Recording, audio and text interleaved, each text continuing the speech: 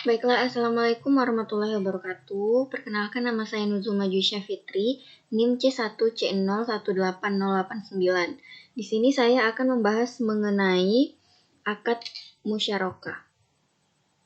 Adapun daftar materi yang akan saya bahas, yang pertama pengertian akad musyarakah, yang kedua jenis akad musyarakah, yang ketiga dasar syariah, yang keempat penetapan akad nisbah dalam musyarakah, yang kelima pelakuan akuntansi PSAK 106, yang keenam ilustrasi kasus musyarakah. Kita masuk kepada pembahasan yang pertama, yaitu pengertian musyarakah. Musyarakah secara bahasa diambil dari bahasa Arab yang berarti mencampur. Dalam hal ini mencampur satu modal dengan modal yang lain sehingga tidak dapat dipisahkan satu sama lain. Musyarakah merupakan istilah yang sering dipakai dalam konteks skim pembiayaan syariah. Istilah lain dari musyarakah adalah syarikah atau syirkah. Selanjutnya, jenis akad musyarakah. Musyarakah dapat dibagi menjadi dua jenis. Yang pertama musyarakah pemilikan, yang kedua musyarakah akad atau kontrak. Musyarakah pemilikan tercipta karena warisan, wasiat, atau kondisi lainnya yang mengakibatkan pemilikan satu aset oleh dua orang atau lebih. Musyarakah akad atau kontrak. Musyarakah akad tercipta dengan cara kesepakatan di mana dua orang atau lebih setuju bahwa tiap orang dari mereka memberikan modal musyarakah. Musyarakah akad dibagi menjadi 5 jenis. Yang pertama, syirkah al-inan, yaitu kontrak antara dua orang atau lebih. Yang kedua, syirkah mufawadoh. Yang ketiga, syirkah amal.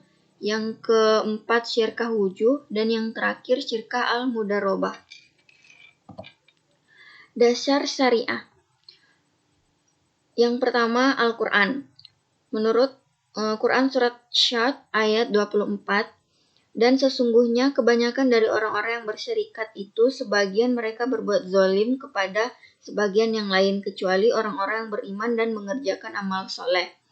Menurut hadis, yaitu dari hadis riwayat Abu Daud nomor 2936 dalam kitab Al-Buyu dan Hakim, yang artinya dari Abu Hurairah Rasulullah SAW bersabda, sesungguhnya Allah Azza wa Jalla berfirman, aku pihak dari ketiga dari dua orang yang berserikat selama salah satunya tidak mengkhianati yang lainnya.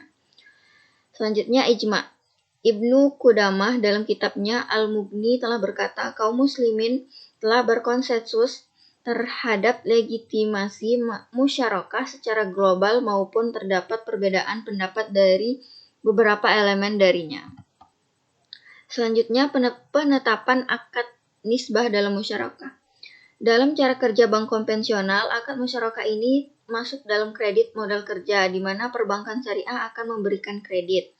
Hanya bedanya bank konvensional akan menetapkan jumlah suku bunga tertentu, sementara bank syariah mendapat pembagian keuntungan sebagaimana yang sudah disepakati.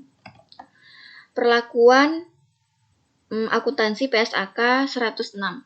PSAK mengatur pengakuan, pengukuran, penyajian, dan pengungkapan transaksi musyarakah, tetapi tidak mencangkup pengaturan perlakuan akuntansi atas global obligasi syariah atau suku yang menggunakan akad musyarakah. Selanjutnya, ilustrasi kasus akad musyarakah. Pemberian modal dari mitra pasif LKS kepada mitra nasabah berupa modal kas atau tunai. Bank Syariah Itissaduna menerima permohonan pengajuan pembiayaan musyarakah dari sebuah perusahaan teknologi PT Jogja Informasi yang mempunyai fokus pada pengembangan sistem informasi akuntansi perusahaan.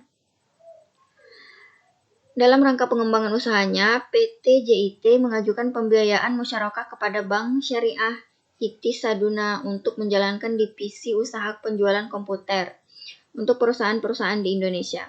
PT JIT sebenarnya hanya menawarkan software SIA saja, namun klien biasanya meminta PT JIT untuk mencarikan komputer dan yang mendukung software SIA tersebut. Berdasarkan kesepakatan antara Bank Syariah dan PT JIT, maka mereka sepakat